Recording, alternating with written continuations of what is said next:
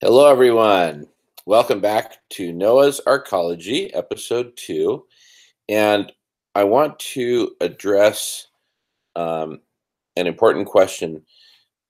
I'm just looking at the data. I posted the previous video, episode 1 of Noah's Arkology, uh, 2 nights ago. And in that time, it's gotten 81 views. And one thumbs up and one thumbs down, and several comments, several very good comments. Um, so my concern is, I mean, what what other plan is out there for what to do now in the face of this predicament, right? And a lot of people say there are no solutions. There are no solutions. Solutions to what, right? See, it's not even clear what our goal is because there's so many different possible goals. Let me bound it, right? One goal is that we do nothing and um, we just let all life on Earth just go completely extinct, right? That's a possible goal. Nothing, the nothing goal. Then there's the goal that we halt the sixth extinction in its tracks right now. No more species go extinct. And we, through some combination of geoshading and carbon sequestration and who knows what, we completely avert any and all further disasters. Life goes on. We go on toward a utopia. Okay, that's the extreme of extreme utopia. Let's just call it, where nobody dies, nobody else dies, no other species die. Okay, that's totally impossible. Well, between these two extremes, do nothing and extreme utopia, there's all these shades of gray. So, if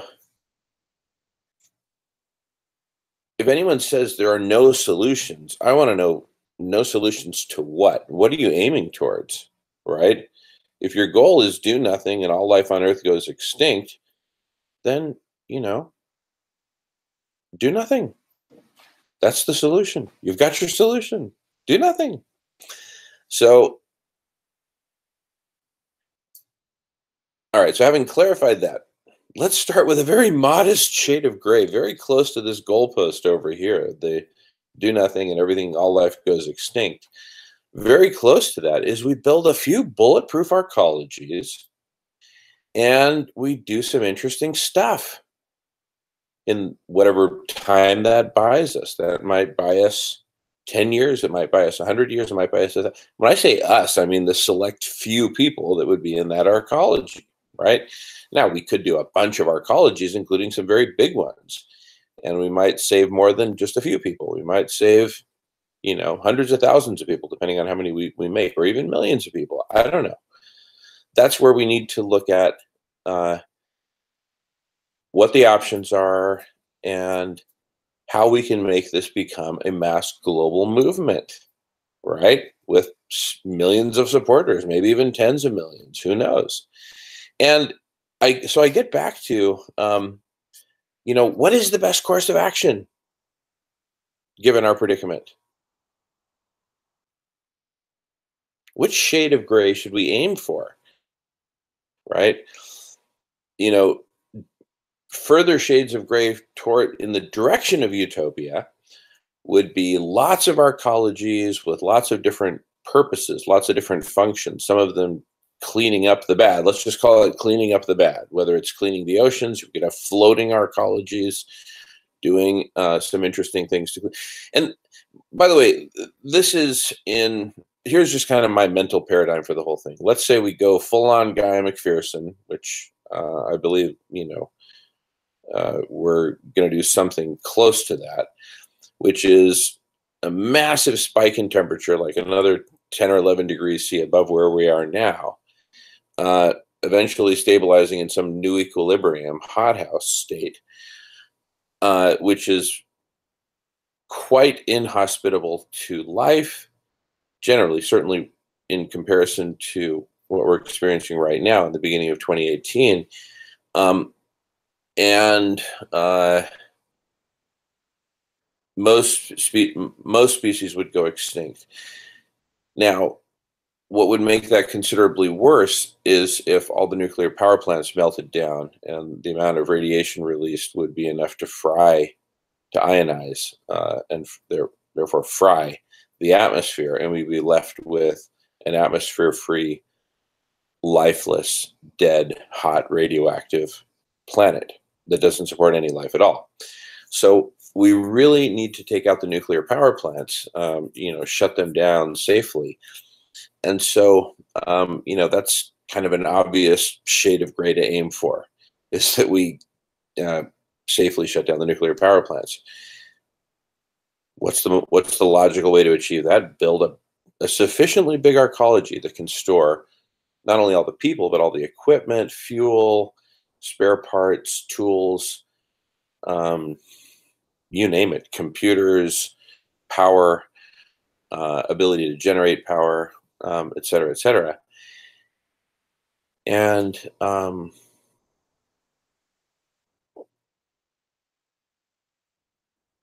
we do it. And if that means the equipment to rev up, a whole, that sounds kind of crazy, a whole concrete plant, for example, to produce the concrete needed to, create the storage facility or whatever to store the waste. Again, that's starting to feel a bit far-fetched. But, look, I haven't even begun to grope, and it's not for me to do, it's for all of us to do. Let's figure this thing out. How do we safely shut down the nuclear power plants?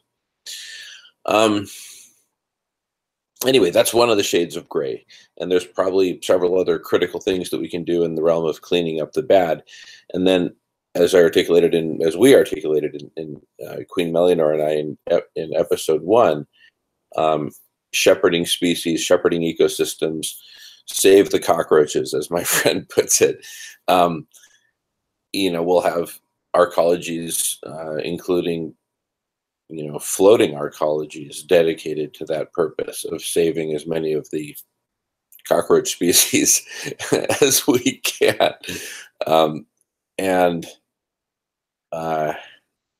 Anyway, that's another shade of gray, and there's probably several others. But you see how it's a continuum, right?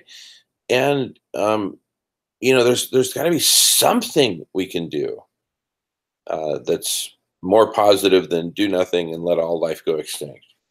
How inspiring is that? There's got to be something we can do. So let's figure out what that something is. Take a look at Biosphere 2, right? The place is built to support life in a way that's largely, buffered, separate from whatever's going on outside. That's kind of the idea of, not the whole idea, but that's one of the critical ingredients of Noah's Arkology, is to build these weatherproof arcologies to withstand, this big jump in temperature that's coming and all the extreme weather and whatnot that'll be associated with that. We need to have some view as to, exactly what this world, not exactly, but roughly what this world looks like, and roughly what the equilibrium sea levels are. So we'll know where to build the land-based arcology so that they don't end up underwater because we didn't factor in sea level rise, or we didn't factor it in enough. And I know that's not easy to say, well, where is this gonna equilibrate out? I'd love to ask Guy McPherson that question. In fact, I will. Because that's very important to know, both for determining where to put the land-based arcologies so that even after sea level rise happens, they're cool. But perhaps more urgently, which are the nuclear power plants that will end up underwater, right, with sea level rise? So, like Fukushima, for example. And so we need to have a plan for dealing with those most urgently, with the highest priority, other things being equal. And with a deadline of the sea level rising to the point that it would be a critical factor in the melting down of that power plant. So, and ditto for nuclear missiles. Um, and ditto again for whatever other, serious contaminants, radioactive or otherwise, we need to deal with.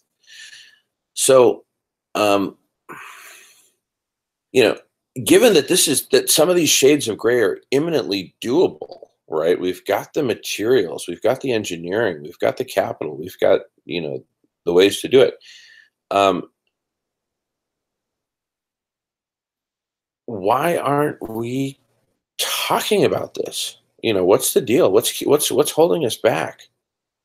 Right? I got one like and one dislike after episode 1 of Noah's Arkology, laying out, the broad framework, and 81 views after 48 hours. I mean, shoot. I think my niece is, putting up post YouTube videos with squishy dolls get more views than that. So, you know, or is there some better solution out there that I don't know about? Am I just not clued in? Right? I don't think so. Um, I talked to some of my wealthiest buddies, including some billionaires, and what are the really wealthy doing? They're either buying islands or they're building big ass bunkers in like places like the Midwest. Um, and you know, don't you all get that there's going to be a hot radioactive, dead, inhospitable world that you're going to emerge into? So this individual bunker thing is really not the way to go. We need to do something planetary, and it can be symbiotic with your individual bunker, right? Yeah, have your individual bunker, but invest in the planetary arcology, either Noah's Arkology or some other planetary arcology project. I'd love to see us all integrated into one. Um, Speaking of which, I really want to acknowledge a couple of people uh, in terms of their inputs to this whole conversation about arcology that has culminated in the concept of Noah's Arkology. One is Doctress Newtopia. She has been studying and breaking ground and coming up with creative ideas related to arcologies for decades. And also Michael Gosney, who I mentioned in episode 1.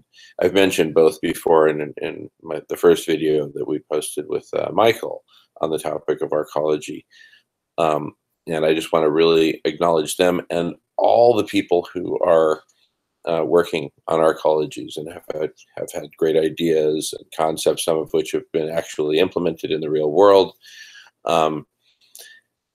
And I'm relatively new to the conversation of arcologies. And so for me, it's kind of a blank slate, just, I get the idea. I recommend checking out the Wikipedia page on arcology. And anyway, I just want to acknowledge these good people. Let me just see who the heck is pinging me here. I'm getting some kind of... oh, just 1 second.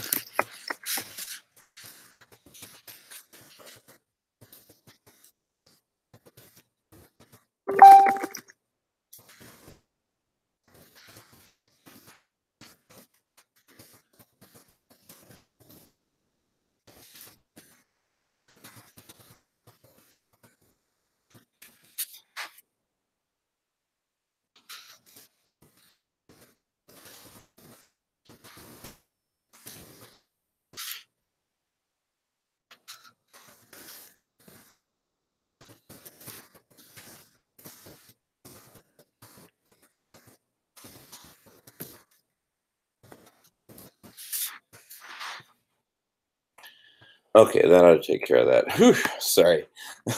Anyway, thanks for your patience. So the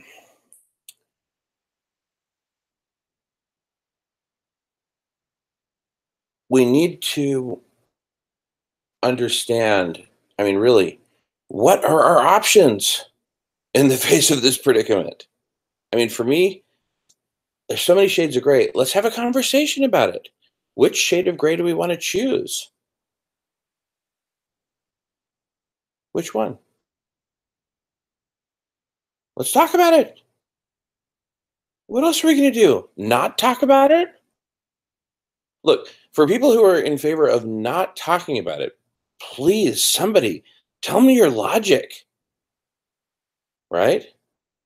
But here's the thing. I don't think it's a logical thing. I don't think somebody has like really thought it through and said, well, yes, we're in this predicament, but I really think it's best not to work on it because to work on it would just shatter everyone's spirit, and it's better to just be happy and be at peace. I really don't think anyone. I mean, or if you have, just please tell us. We need to know. We'd love to know.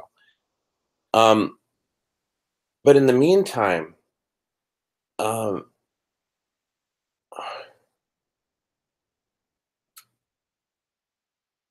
so what is it? What's holding us back from having the obvious conversation of what do we do in the face of this predicament?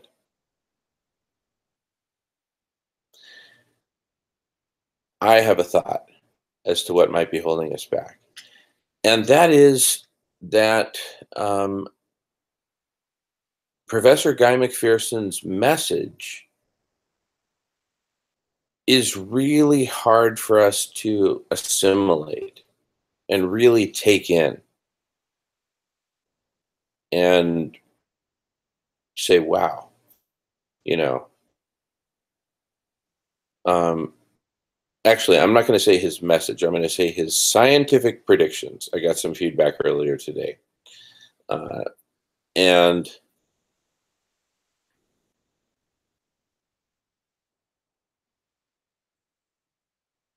I really think people are having a hard time with that. I mean, I know that he gets tens of thousands, maybe even hundreds of thousands of views on certain videos that he's posted or other people have posted of him. He's been on national television, um, on programs along with Bill Nye the Science Guy, Arnold Schwarzenegger, and a bunch of other folks. I mean, really interesting stuff, actually. So it's not like he's without exposure, but the fact that that hasn't led to big public discussion of like, what do we do, right, in the face of this predicament? That has me really concerned. And so my idea is people don't know how to assimilate it. Okay, great. Well, where do we go from there? Um, Here's where I think we go from there. Up until now, Guy McPherson's message has just landed like, a hand grenade that somebody threw through your living room window. And it's just like, wow. It's just so jolting, so jarring, so hard to assimilate. Um, if it were a nutrient that the body was trying to assimilate, I'd call it bioavailability. I'd say that it lacks bioavailability. So so what's happening? So I think people like listen to it and what do you do with that? Well, there's been a lot of shooting of the messenger. Let's shoot the messenger. Guy McPherson, oh, his motivations are XYZ, or oh, I heard this about him, or oh, whatever. That's all. That's all called shooting the messenger. So there's been a fair amount of that, but what do we do with this information for those who actually take the time to look at the evidence? And it's based on peer-reviewed, scientific, published uh, academic papers, research papers.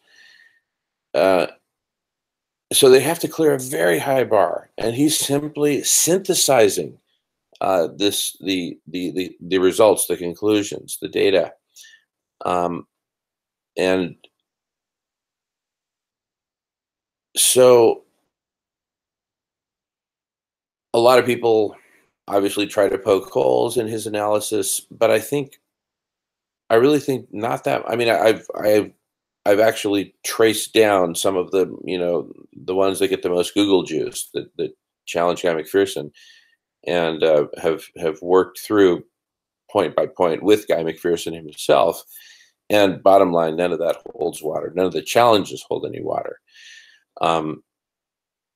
And actually, none of the challenges are. I mean, they're highly deceptive the way that they're articulated. They make claims that Guy McPherson said this or that, which he didn't. And anyway, it's bottom line. I've pursued all that.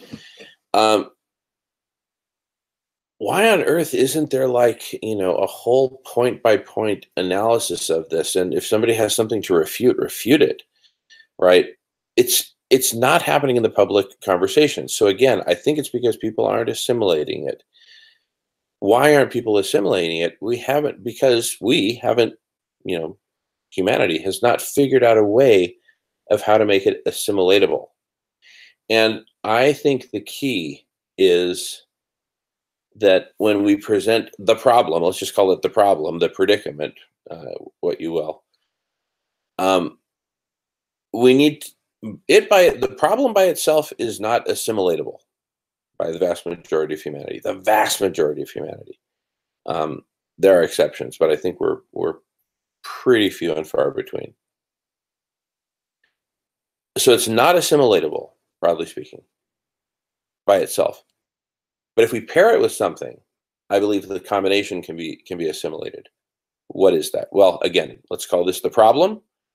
What do we pair the problem with? A solution, or even a meta solution, or the beginning of a solution, right? But there has to be some solution, some level of hope associated with it, or I kind of think it's really hard for us to compute it and to assimilate Guy McPherson's message. And I refer folks to the book, Don't Even Think About It, Why Our Brains Are Wired to Ignore Climate Change by George Marshall. Excellent book.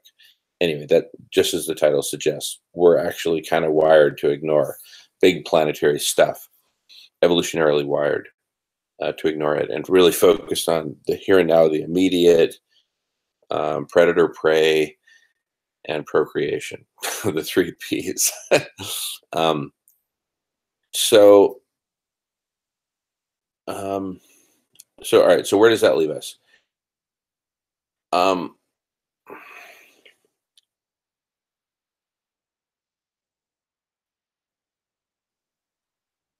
If we package the predicament with the solution, the Arkology solution, for example, the package, the combination of those two, I posit, is much more assimilatable than just the bad news on itself by itself, because it carries with it a certain degree of hope, and it also carries with it an action plan, a plan for implementation, which we're at the very nascent stages of cobbling together right now. When I say we, I mean all of the aforementioned folks and any of y'all who would like to join, and please join. We need great minds and good minds and curious minds and young minds and old minds and minds all over the world, with all kinds of levels of experience, expertise, what have you. But we need to get on this quickly, because there isn't much time left. Or if there's some other idea as to what we should be doing, let's do it. But let's take this as a test. Let's see how people take the combination of the problem with a solution. Could be Noah's Arkology or some other solution, but just try it out on folks when you talk with them. But please get in the game, people. If you're watching this video, you're one of a very few people, a few dozen or a few hundred, maybe up to a few thousand if it gets to that point. But you're one of a very few people who are even hearing these ideas about solutions. Look, if the problem's not covered in the mainstream media, do you think solutions are going to be? No. So we're like very few of us way off in some remote niche of cyberspace, called the Guy McPherson followers, we have a strong degree of noblesse oblige. We see something that other folks don't. Let's talk about it. Let's jump into conversations ourselves and say, hey, what can be done, or should nothing be done? Should we be aiming for this goalpost over here? Right? Do nothing and let all species go extinct. Or should we be aiming for one of the shades of gray? Right? So please, everyone, jump into the conversation. Let me know what you think. But I'm going to also take up the the assimilability issue. How rapidly or readily the Guy McPherson message can be assimilated by people in yet another series, which I'll start, called Guy McPherson support groups, because I think we need Guy McPherson support groups to be able to assimilate this. So, I mean, I'm just giving him a name, all right? I think Guy McPherson would be appalled if he were to hear this idea. So, I mean, I'm not actually going to brand them Guy McPherson support groups, but the YouTube series, yes, will be called Guy McPherson support groups.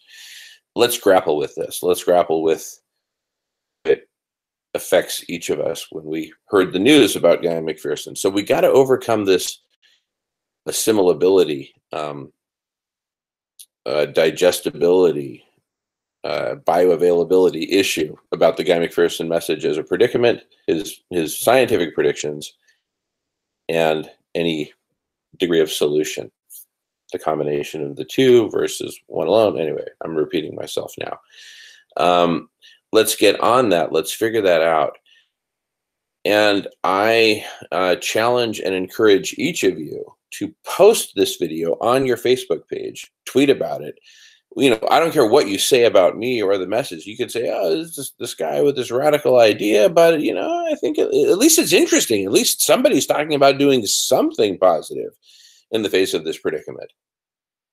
Right? Or again, am I missing something fundamental? And there's a really strong, really good reason not to be looking for solutions to anything, regardless of shades of gray. Anyway, I've made my point. Love to hear your feedback, and please disseminate this message as broadly and quickly as you can, because we are almost out of time, folks. We may have weeks to months to live, and things are really crumbling quickly.